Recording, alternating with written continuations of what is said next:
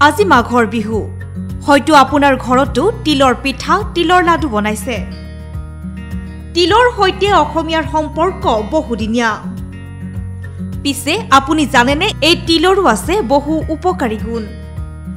তিলত পৰ্যাপ্ত পৰিমাণে আছে প্ৰটিন আহ calcium magnesium phosphorus iron potassium zinc vitamin A B যৌগ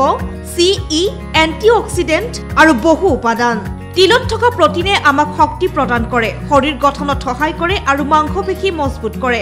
হাড় গঠনো মজবুত কৰে তিলত থকা ম্যাগনেসিয়ামে ডায়াবেটিস ৰোগ প্ৰতিৰোধত গুৰুত্বপূৰ্ণ ভূমিকা গ্ৰহণ কৰে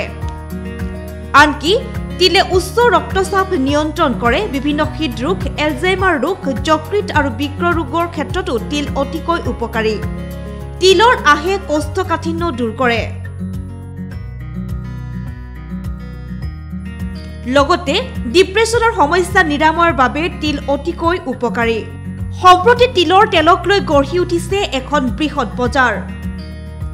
তিলৰ পৰা তৈয়াৰ কৰা তেল চুৰিৰ বাবে অতিকৈ উপকাৰী আনহাতে বগা তিলত থাকে আইৰন এই বগা তেল বিভিন্ন ব্যঞ্জন উপকৰণ ইত্যাদিত ব্যৱহাৰ কৰা হয় অৱশ্যে অসমত বগা তিলতকৈ কলা তিলৰ জনপ্ৰিয়তা আৰু ব্যৱহাৰহে বেছি গতিকে বিহুৰ বতৰত আপুনিও তিল খাওক আৰু সুস্বাস্থ্যৰ গৰাকী হৈ থাকক